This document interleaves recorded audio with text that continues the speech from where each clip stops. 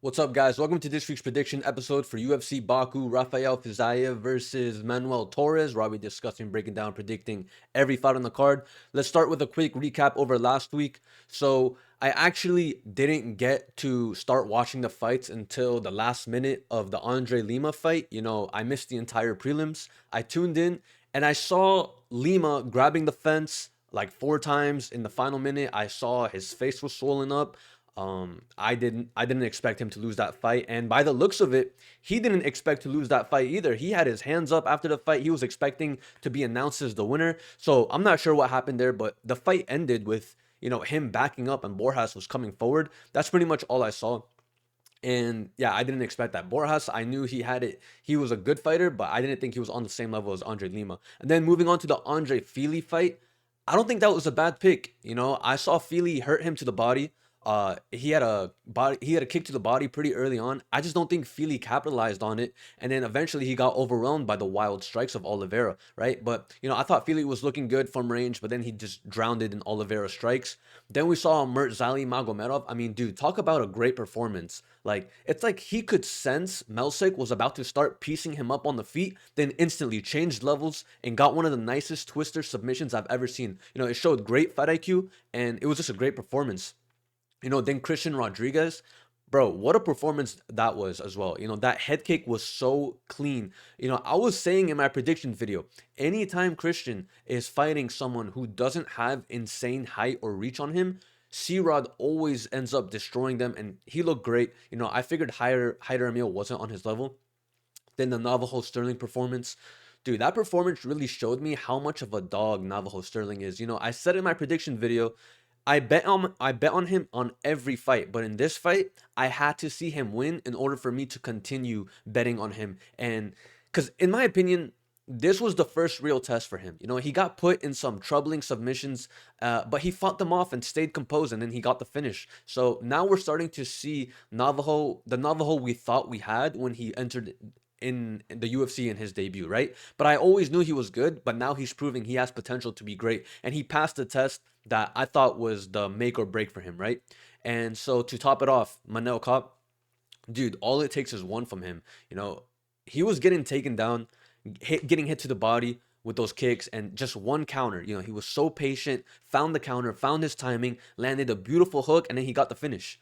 And honestly, I didn't release a best bets video this week, but believe it or not, Manel Cop, he was gonna be my lock of the week, right? But anyways, I'm excited to see him match up versus the other top guys in the division, like Joshua Van or Alexander Pantoja. That's gonna be fun to see him fight those guys. But let's move on to this week's prediction episode: UFC Baku, Rafael Fiziev versus Manuel Torres. I'll be discussing, breaking down, predicting every fight on the card. Let's start with the first fight of the night, where we got Jefferson Nascimento versus Tahir Abdullaev.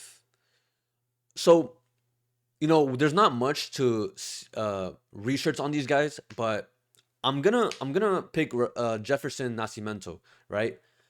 I think Tahir, he's gonna come here, he's come in the cage, press forward with violent intentions.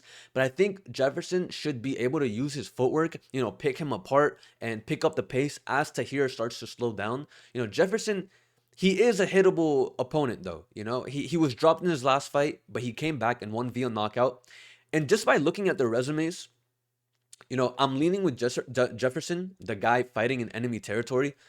Jefferson, he's still undefeated, doesn't have any bad losses on his record. And yeah, he's beating guys on the regional scene, but the guys he's beating, they don't have the worst records, right? And he's doing what he's supposed to do, which is beating the guys in front of him. Whereas Tahir Abdullaev, the last 4 guys he's beating are really low level competition. And when Tahir fights someone with a decent record, he's losing those fights, right? Tahir, he's a violent brawler. He looks intimidating. He's really durable as well.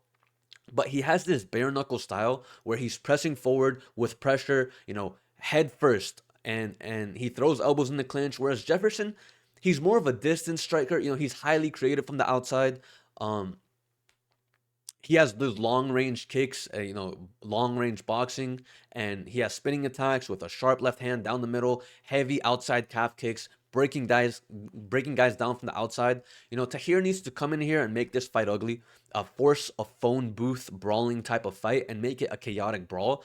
Get him in the clinch and land those devastating shots. But I think we'll see some solid defensive footwork from Jefferson. Not letting his back up against the wall where he's trapped, staying light on his feet, snapping his jab, chopping away with the leg kicks, and be able to keep that picking him apart style and not get hit while Tahir starts slowing down and losing his explosive power. And Jefferson being able to maintain his own power throughout the fight. In his last fight, Jefferson, he got a fourth round knockout in a close fight in his last fight. He got dropped early in that fight. So I just think Nascimento, he should be the more creative kickboxer with the sharper footwork. And I think he's dangerous from range. Whereas Tahir, he's a violent pressure fighter. He's a durable brawler. And he's dangerous in those close quarters. But I'm gonna say that Jefferson uses his movement, uses his leg kicks, and I think he's the cleaner striker, and he might outwork Tahir as the fight progresses, right? So I'm leaning with Jefferson in this fight. Moving on to our next fight, we got Bekzat Almakhan versus Jean Matsumoto.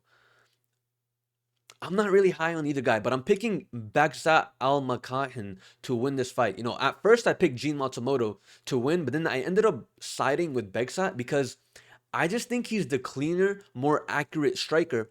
And Matsumoto, he's too hittable, right? Matsumoto can maybe land a few takedowns, but that's without eating a ton of damaging shots first, right? I'm not a fan of the footwork of Matsumoto. I think he can be too tough for his own good sometimes. Like when he gets hit, he doesn't reassess the game plan. He kind of just presses forward even more. And I think Bekzat, he should be the smarter fighter when it comes to footwork and defense, whereas we'll see Gene just pressing forward and eating shots in order to land his own, but he'll just keep getting hit. And I feel like it's easy to just pick him apart with the jab and use lateral movement to not get hit by his counters. I feel like it's easy to hit Gene Matsumoto and not get hit by his counters, right? And the thing about this fight is that Gene Matsumoto, he's really thick. Like, he's like a meaty dude, like a big dude. And Bekzat, on the other hand, he's a very skinny dude. So in the striking, I see Bekzat hitting him often and creating damage, being more fluid, being more elusive. But Matsumoto, he likes to go for takedowns sometimes. And if he does that, I have no doubt he can take Bekzat down. Considering how skinny Bekzat is, I feel like anyone can just pick him up and slam him, right? And Matsumoto, he's the dog. He doesn't care how much damage he takes. Even in the third round, all bloodied up, in his last fight, he was still going for takedowns on Farid Basharat, and securing them as well. Matsumoto, in his last three fights, they've all been split decisions. And the way he fights, I wouldn't be surprised if this is a split decision because he takes damage, but he's so durable that he keeps coming forward and throws shots and then goes for takedowns. And he's so thick that he can out physical a lot of guys and get those takedowns, right? And those split decisions, he lost to Rob Font, but I remember thinking he won that fight. And he beat Miles Johns, but I thought that could have gone either way. And recently to Farid, I thought Farid did enough damage to win the fight. But he's having really close fights with guys who aren't sensational. And Bekzat, he's only lost to Umar Nurmagomedov and Alexandre Topuria, right? Obviously, I picked him to lose to both of those guys because those guys are sensational in wrestling and boxing, and those fights went exactly the way I thought it would. And the other fight Bekzat had in the UFC was to Brad Cantona, and he knocked him out in like 10 seconds. And so, skill for skill, I think Bekzat is the cleaner striker. I think he can land more efficiently and accurately, and I think he's the smarter fighter in there. I think Bekzat, he's gonna land clean and often, by using his timing, like timing Gene Matsumoto coming in, because Matsumoto, he loves moving forward, and Bekzat, he can create enough damage to win, but he might get taken down here and there. It's a close fight. I just think Bekzat, he's the more accurate striker with good timing and cleaner defense, whereas Matsumoto, he's like a durable grinder, and he puts on that relentless pressure, and he has that wrestling threat, but I just think the story of the fight is going to belong to Bekzat landing the cleaner shots, and he does more damage despite giving up some takedowns in this fight, right? So, moving on to our next fight. We got Daniil Donchenko versus Theodor Berggren. Burgers.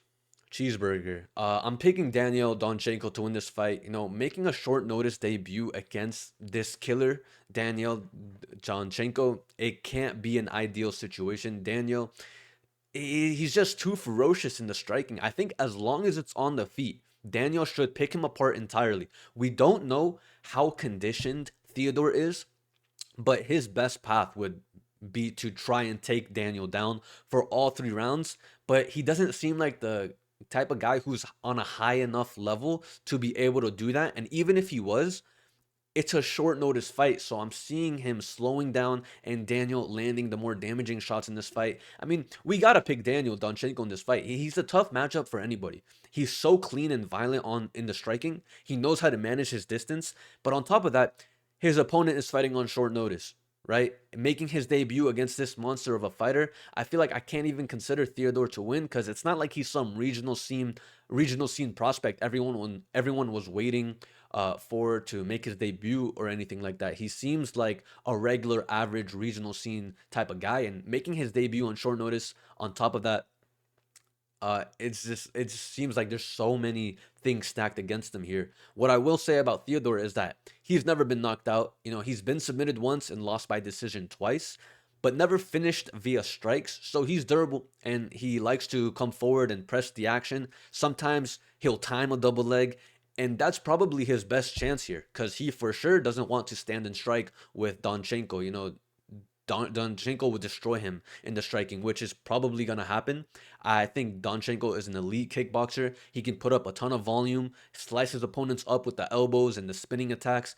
I think his striking should be levels ahead of Theodore's. We'll see Daniil, take control of the center of the octagon, slice him up with combinations, and keeping this fight on the feet, landing the more damaging strikes, using his elite kickboxing and his violent offense. And I just think he's dangerous everywhere when it's on the feet.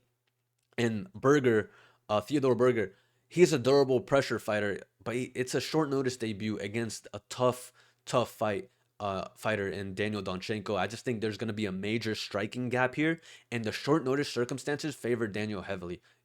Already it's a tough matchup, and then you're putting it with short notice. So I'm taking Daniil to win this fight. I believe he's the biggest favorite on the card. I believe so. So moving on, we got Javier Reyes versus Kaan Ofli. I'm not too impressed with either of these guys, but I think Reyes can land the more powerful shots on the feet, and he's also the more physically bigger and stronger guy. I think he's going to be able to shrug off any takedown attempts from Ofli and keep the damaging pressure on Ofli, So both of these guys, they won their last fight, right? And I picked both of them to win. However, Kaan Ofli won via robbery, and Javier Reyes won by knockout, right? That last Kaan Ofli fight versus Yiza, that was one of the craziest robberies in the UFC. Ofli's face was bruised, bloodied up, and battered, and yet they still gave him the win against Yiza. But I don't think he can get away with something like that here versus Javier Reyes. I'm not saying Javier Reyes is the next high-level prospect to look out for. Not quite that. Because Javier Reyes and Kaan Ofli, they are both pretty hittable on the feet. They're not the best strikers, but Javier Reyes, I would say, he actually has some power behind his shots. If they're both trading shots and they're both getting hit, I expect the guy with the more power to have the bigger moments. And I've seen Javier Reyes shoot for takedowns when he needs to. He isn't afraid to chain wrestle. Kaan Ofli, he isn't great at anything in particular. He's just kind of good overall. He knows how to mix things up together, but in this matchup, I see him getting hit on the feet with the harder shots.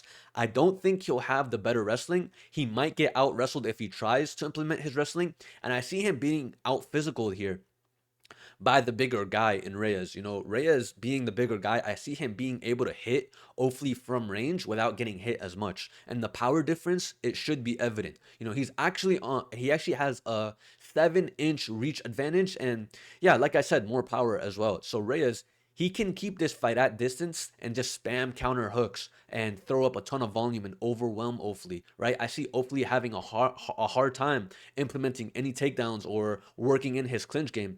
And that's what he needs to do to neutralize the height and reach difference. He needs to lock his hands around Reyes, take him down, drain his energy, and get a submission.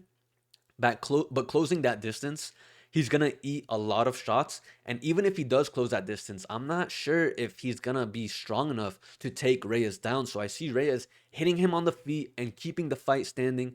Because Reyes, he's the bigger athlete in there. He's the more powerful striker, and he has some pretty good uh power. He's got pretty good counters, right? He can overwhelm the smaller fighter Ofli, and because Ofli, he's well rounded, but he lacks any standout strengths. Right, he survives on close fights, whereas Reyes, he's got the size, reach, and the power.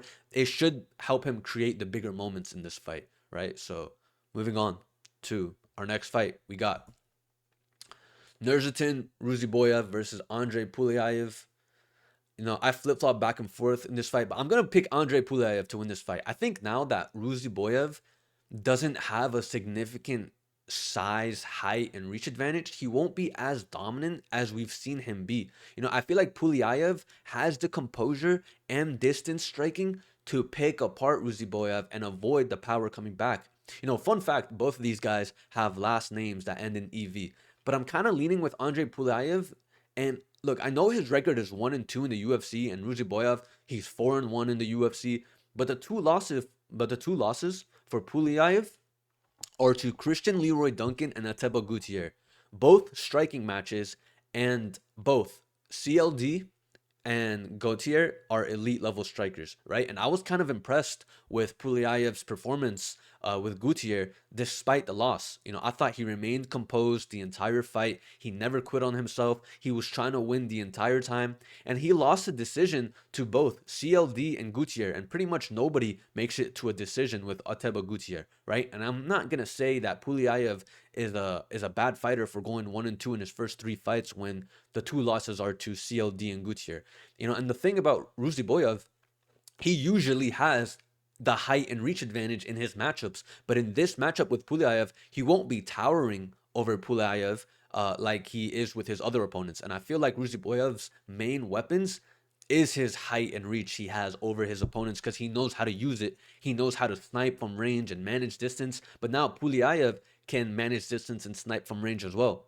And I will say, Ruziboyev, he probably has the power advantage, and those shots can play a big factor in this fight. But seeing how durable Pulyaev was with Gutierrez, I don't think Ruziboyev can knock him out, right? I think Ruziboyev will have a hard time closing the distance to land those shots. I favor the fluid footwork of Pulyaev. I favor the Pulyaev's volume in the strikes and combinations, being able to keep up that pace for 3 rounds. So I think we'll see Pulyaev land from the outside, keeping the jab up and putting up more volume with better combinations and just outworking him, keeping it a technical fight, right? Because Ruziboyev, he's a powerful sniper. He's dangerous from long range, but I think Pulyaev, he's a composed striker. I rate his cardio as well. So I think he has good volume as well. So I just think he's going to be able to land the cleaner combinations, put up a better pace, and it's a fewer size disadvantage than Ruziboyev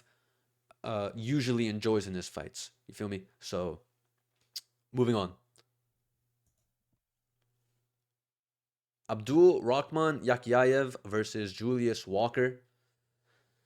I mean, I'm going to keep picking Abdul Rahman until I have a reason not to. He's young, he's motivated, hungry, super skilled, just completely dominating everyone in his way. 3 knockouts, 5 submissions, and I'm going to keep picking him to dominate his matchups until they give him a serious test.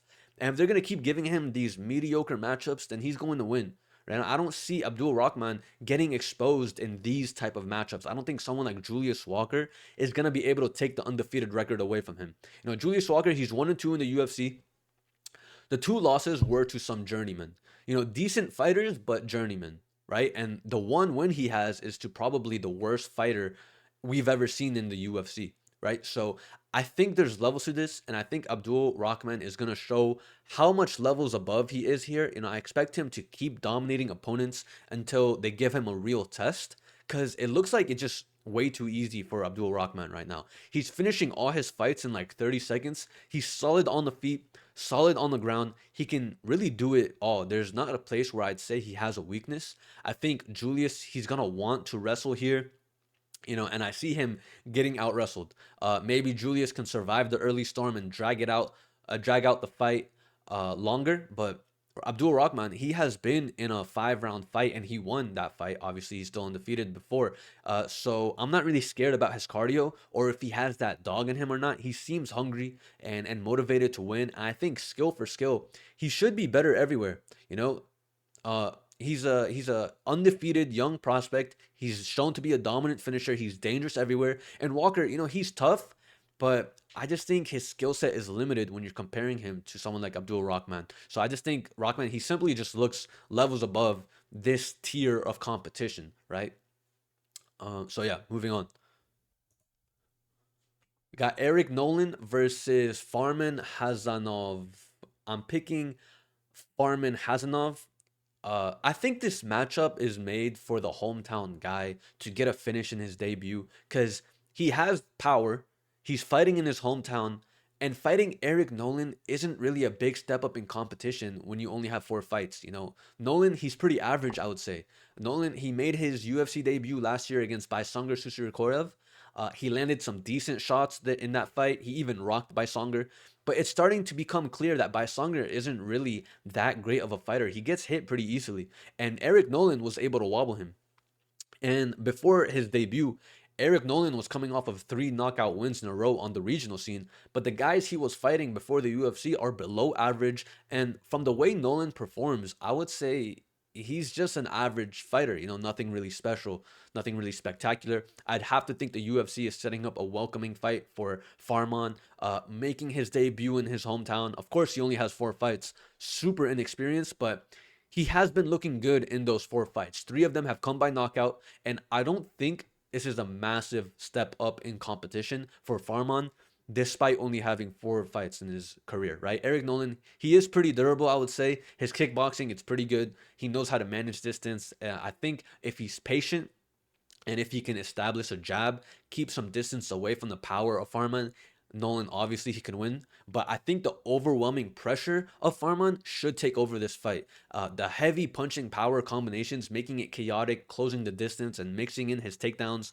to land the ground and pound. I think Farman, he's going to be too much here and overwhelm Nolan. Nolan, he is a durable kickboxer with decent power, but I just think Hazanov, he's the aggressive hometown prospect with heavy hands and pressure. So I think Farman, he's going to use his pressure, use that power, and build momentum uh to win this fight, right? So moving on to our next fight, we got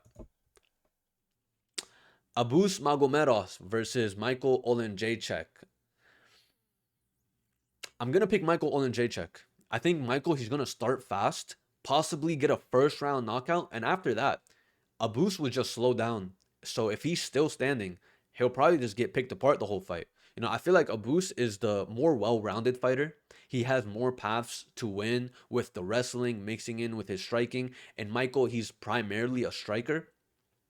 But I feel like where they are at now in their careers, Michael seems like the more hungrier fighter. Michael seems like he's willing to keep fighting when it gets tough. He won't quit on himself. He'll push forward when he's tired. And I don't think he'll be broken down as easily. Like we've seen Abus Magomedov fade many times in his fights. He starts out good, but then he gets broken down pretty easily. And I feel like Abus won't even have success in the first round here anyways, right? Michael is going to hold the more power, especially early on. So if Michael gets off to a good start, like how I expect him to, Abus is going to lose the round where he's best at.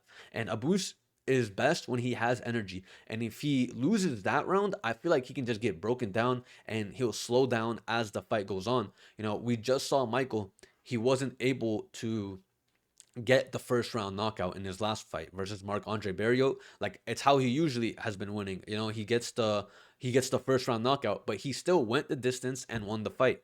So even if Michael doesn't get the finish, I imagine he's the hungrier fighter and the guy who will keep pushing when it gets tough, Are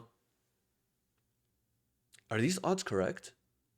I believe so. I think Michael is the underdog. Abus, he might look good in the first round, throwing front kicks, managing distance, but once he starts to slow down, he's going to have a hard time neutralizing Michael's power. Then we'll see Michael coming forward, putting up a relentless pace, pressing forward with the volume, with power, hooks to the body, combinations. I think he's bound to close the distance with a guy like Abus who will start to slow down. And once he closes the distance on Abus, it's either an accumulation of strikes or a vicious knockout shot.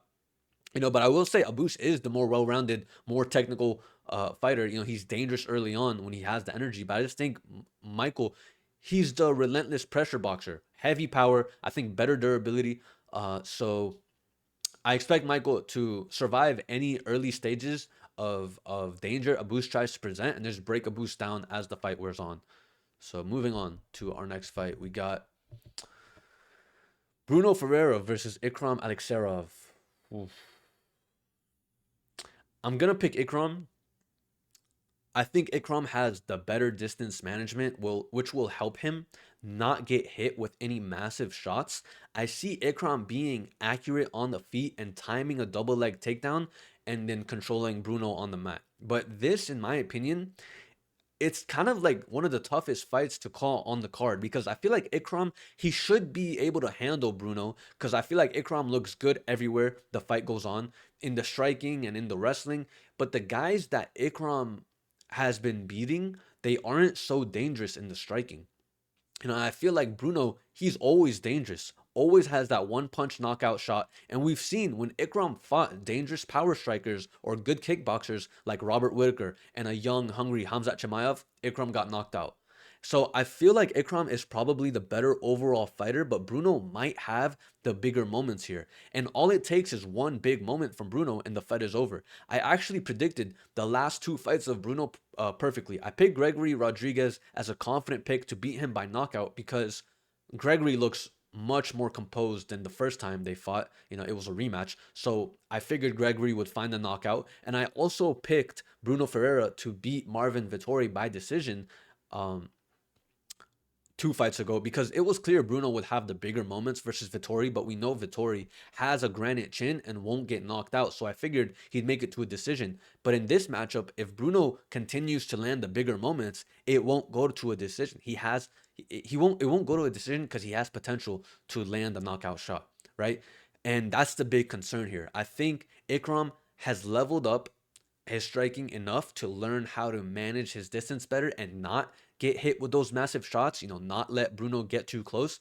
And on top of that, I can see Ikram shooting and landing those takedowns. And being the bigger guy, Ikram can out physical him in the wrestling, get him down, find a submission, or just hold him there. And on the feet, I see Ikram managing distance and avoiding the power coming back. Ikram seems more disciplined in his approach nowadays, but still, he hasn't beaten anyone with dangerous knockout power like this. And I'm going to lean with Ikram, to continue being accurate with his striking, shooting for takedowns, using sharp outside footwork.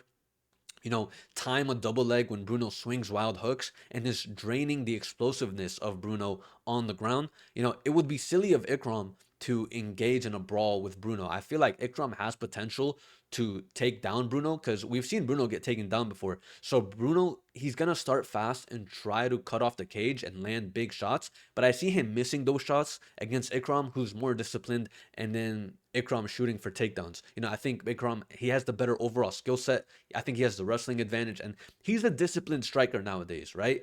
Bruno, I do think he's a massive power threat and he's dangerous at all times. But I think Ikram's going to be able to mix the striking with the takedowns while avoiding brawls and prolonged firefights. So moving on. We got Asu Almabayev versus Charles Johnson. I'm picking Asu Almabayev. I feel like Asu just seems like the more smarter, more complete fighter. He is going to be severely undersized in this matchup, but that doesn't really scare me. We've seen Asu Almabayev be able to handle these bigger guys by just being a smart fighter. Asu doesn't engage in brawls. He keeps his distance, lands leg kicks, uses footwork, stays moving, and when the opportunity presents itself, he'll close the distance and go for a takedown or just jump on your back. He's like a little mosquito that's always on you. You can't get him off of you, especially when he closes the distance and he jumps on your back. Like, I thought his performance versus Jose Ochoa was really impressive. Jose is a dangerous striker and much bigger than Asu Almabayev. And we saw Asu pretty much ragdoll him. He was controlling the fight, getting the takedowns, landing shots on top, and that's when I knew Asu was truly a high-level fighter. His only loss is to Manuel. and Manel Kape is tearing up the division right now. And like I said, great performance versus Jose Ochoa and against Alex Perez. Alex Perez was giving Asu some trouble in the striking. Uh, then what do we see? A perfect guillotine choke from Asu in the third round. Like the guy is always dangerous. And then we take a look at Charles Johnson. His last fight versus Bruno Silva, he won the fight, but he was getting walked down by the shorter man, Bruno Silva. Bruno was pressing the action, had Charles Johnson on the back foot, and before that fight, Charles Johnson lost to Alex Perez by knockout. He was staying in the pocket longer than he should have. And then Alex Perez took advantage of that and landed the massive power shots, right? Being the bigger guy in that fight, Charles Johnson, he kind of disappointed me, staying in the pocket for too long. He should have been managing his distance. And I feel like Asu, he's going to have an easy time snatching a single leg if Charles Johnson is in the pocket. And if Charles Johnson is backed up against the fence, that's an opportunity for Asu to drag him down and take his back in that position as well, you know. And if Charles Johnson presses forward, tries to stay in the pocket, Asu can time a single leg entry, right? So even if Asu can't get the takedowns for whatever reason, I still think Asu is disciplined enough to stay at range, use leg kicks, time a jab, move in and out, and stay defensively sound. But I believe in the chain wrestling of Asu. You know, he has endless cardio, good at taking the back, and he can duck under Charles Johnson's straight punches, close the distance, and slow the pace of Charles Johnson. And I think Johnson, he should have a hard time getting his kickboxing game going or using his footwork, moving around the cage when Asu is using any chance he gets to change levels and get a takedown, right? And like I said, even in the striking, Asu should be able to use his range, kicking Johnson's legs, shooting a jab, and avoiding the counters, because I think he's a pretty smart fighter. You know, he's not gonna come in here and try to get into a brawl. He's a good, well-rounded fighter, a technical grappler with endless cardio, right? So Johnson, he's a dangerous kickboxer. He's the bigger athlete, but I think he's vulnerable to getting pressured. And even if he moves forward, I think that's good for Almabayev to, you know, wrap his hands around him and get him down, right? Using his chain wrestling, controlling Johnson, and I think the fight IQ of Asu should dictate where this fight takes place, right? So moving on. Nazim Sadikov versus Matheus Camilo. I'm picking Nazim Sadikov to win this fight. I think Nazim is he's gonna have to defend takedowns and keep this fight on the feet and land the harder, more devastating shots, which I do think he can do. You know, I feel like Nazim, he's at a point in his career where he's taken enough losses and has had enough fights to have matured more as a fighter than someone like Matheus Camilo, who's been looking good, but I'd say he's still growing. You know, I wouldn't say he's on the level of Nazim yet. You know, Camilo, he just beat Vyacheslav Borsov, but Nazim Sadikov is a much more dangerous fighter than Borsov. You know, Nazim seriously hurts every opponent he fights. He's so dangerous on the feet. And yeah, he did just lose to Faraz Ziam, and I picked Faraz Ziam to beat him. Faraz is a great fighter. You know, he knows how to use his height and reach very well.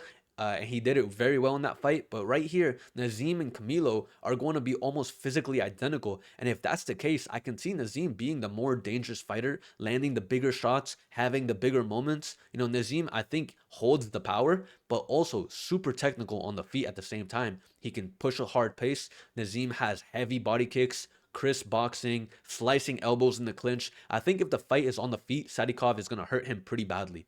He can use his footwork to stay off the cage, you know, land straight left hooks down the middle, body kicks to manage distance, pushing a high volume pace, and keeping the fight in pocket exchanges and on the feet. You know, in my opinion, Matheus Camilo, he should not try to strike with Nazim. You know, Camilo should go for takedowns. He's durable, and but I still think Nazim can still hurt him, right? Camilo, he needs to time a double leg or continue chain wrestling, forcing the fight to the ground and draining Sadikov, slowing him down. But I'm going to count on Sadikov to have more of that man strength, you know, being more in his prime at 32, fully grown into his man body. He can keep the fight on the feet and land the more damaging shots. Because I think skill for skill in the striking, Nazim is the more powerful striker.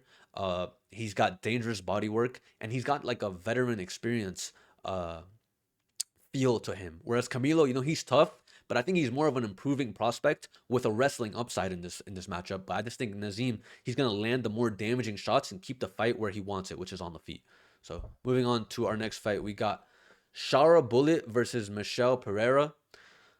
I'm picking Shara Bullet to win this fight. I think Shara should be the better striker in a fight that should be mostly striking. Shara wants it more, it feels like, in this fight. He's hungrier. He fights like he wants it more. That's what I'm saying. And Pereira, he just looks like he's been fading in his fights. I think this is an obvious pick. It has to be Shara Bullet, who should be levels ahead in the striking. Michel Pereira just hasn't been the same fighter he once was when he first entered the UFC. I think he got into a divorce and then started losing a ton of fights, which sounds familiar with someone we just recently saw lose his belt in Topuria. But yeah, Michel, he isn't the same fighter. He lost 3 fights in a row, dominated by Anthony Hernandez, outworked by Abus Magomedov, and knocked out easily in the first round by Kyle Dawkins. And with all those terrible performances, I still picked him to beat Zach Reese in his last fight, because despite those bad performances, Zach Reese is someone you can get away with having a bad performance on and still winning. I thought Zach Reese was on a much lower level than the guys who were able to beat Michel in those 3 fights. And I even thought we would be able to see the version of Michel that first came into the UFC when he was fighting Zach Reese, knocking out the lower level fighters, because Zach Reese is someone I consider low level. But even still, Michel looked bad and he was still able to get away with it and beat Zach Reese. So now fighting Shara Bullet, who's a monster in striking, durable as hell, I think Shara should win all the exchanges. I don't think Shara is as good as we once thought. He was almost knocked out in his last fight versus Marc-Andre Barriault, but still showed toughness and kept landing the better shots. And before that fight, Shara Bullet lost to Michael Venom Page. I picked Michael Venom Page to beat him in that fight as an underdog, because I've been saying ever since MVP came into the UFC, no one is on his level when it comes to striking. I've been saying MVP is the best striker for so long, so I wasn't surprised he beat Shara Bullet. But if MVP is your only loss in the striking battles, in a striking battle, there's no shame at all in that, right? I still think Shara is at a high level when it comes to striking and should be at a much higher level when it comes to comparing him to Michel Pereira. Shara Bullet should be more technical, more offensive, more powerful, and he's fluid in switching stances. He has world-class kicks, question mark kicks, heavy calf kicks, lethal knees in the clinch, and really good at picking guys apart.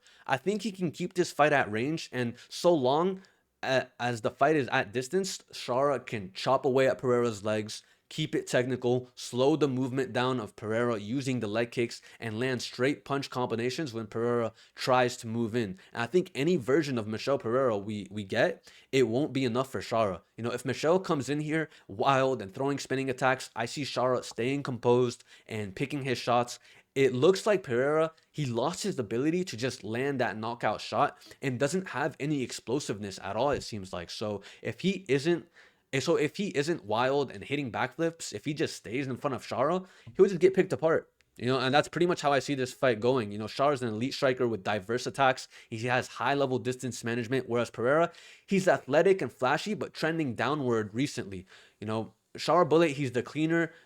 He's the guy with the cleaner striking, with better technique and the sharper offense and just a better current form, right? So moving on to our next fight, we got Rafael Fiziev versus Manuel Torres. I know a lot of people are high on Rafael Fiziev, but I've never really been high on him. I'm picking Manuel Torres. I picked against Rafael Fiziev a lot. I picked him to lose against Ignacio Bahamondes 2 fights ago. I thought Bahamondes was going to pick him apart with the range, but Rafael was able to close the distance and land shots in the pocket and land takedowns on Ignacio. It was a good win, for Rafael. And then I picked Mauricio Rufy to beat Rafael Fiziev when Rufy was an underdog. I pretty much max bet Rufy as an underdog because I thought the difference in the level of striking was going to be very evident, and it was. Rufy got the knockout. And I think here, I'm not going to say the difference of level in striking is going to be evident. I think both are great strikers. Both are violent strikers with a ton of power. I'm just favoring Manuel Torres because I feel like he has more of a killer instinct. I think Torres might have more power by the way his previous opponents are reacting to getting hit by Torres. Like when Torres is able to land on you, it's one of the scariest looking punches. Like guys are really questioning themselves and their career after getting hit by Torres. And I think he has the speed and power to land on Rafael because Rafael is kind of hittable. And I feel like Torres should be faster as well. I think he's been looking really good lately. Torres was stuffing the takedowns from Grant Dawson in his last fight, knocked him out. He knocked out Drew Dober, finished Chris Duncan, knocked out Nicholas Mota. Like Torres is finishing guys, but obviously Rafael is a step up from those guys. Rafael has been fighting absolute killers lately, like Justin Gaethje, Mauricio Rufy, Matheus Gamrot. And I think stylistically, this fight is going to remain standing. And anyone standing in front of Torres has a chance of getting finished, right? Rafael is highly technical and a super lethal striker. You know, he's got great speed and ability to mix in the wrestling. And Rafael is really patient. So that early danger from Torres has potential to not be a problem, right? Because if Rafael can keep it on the outside and strike from range, he can pick Torres apart, throwing leg kicks and liver kicks and countering when Torres tries stepping in. But I think it's a matter of time until Torres lands a massive shot. I'm favoring his power more than Rafael's. I think he will be able to time and find the right shot on Rafael and sting him and finish him. So I think Rafael can look good in this fight, be technical and land from range, but all of a sudden, boom, Torres lands a massive shot and wins the round or finds the finish, right? And in Torres, he doesn't seem like the type of guy to be intimidated by enemy territory. If anything, he seems like the type of guy who thrives being the villain, right? And Fiziev, look, he is a technical kickboxer. He's patient and he's experienced against elite competition. But I think Torres, he's more of an explosive finisher with scary power, and he has that killer instinct. When he lands, he's going for the finish, and eventually, I think he's going to land the fight-changing shot in what should be a striking battle between the two fighters, right? So that does conclude this week's picks for UFC Baku, UFC Fight Night, Rafael Fiziev versus Manuel Torres. Hope you guys enjoyed. Till next time, peace.